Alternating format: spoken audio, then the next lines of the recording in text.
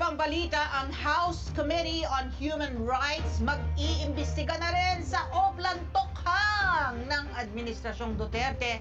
At si dating Pangulong Duterte hindi na raw iimbitahin. Nagtakda na nga po ng pagdinig ang House Committee on Human Rights tungkol sa extrajudicial killings, yung mga EJK na naganap umano sa ilalim ng war on drugs ng Administrasyong Duterte.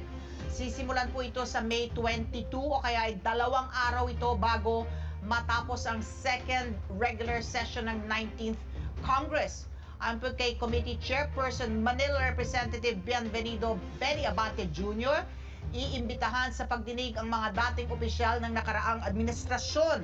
Pero wala niya siyang nakikitang dahilan para magpalabas ng sabina para kay dating Pangulong Rodrigo Roa Duterte at kay Senator Ronald Bato de la Rosa na tumayong hepe ng Philippine National Police sa ilalim ng Administrasyong Duterte.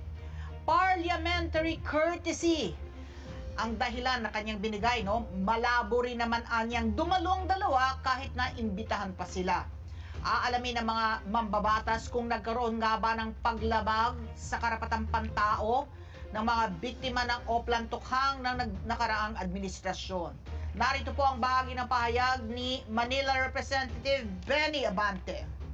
Well, anyway, hindi ko nais sabihin na fake drugs war yan, no? Kundi ang pinakapunto ng aking committee is to be able to determine the human rights violation on these things.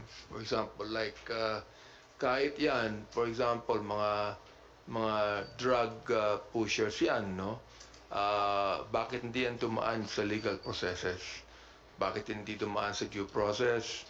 Bakit biglang pinatayan, whatever it might be? Sapagkat marami na tayong mga magulang that are actually complaining on this.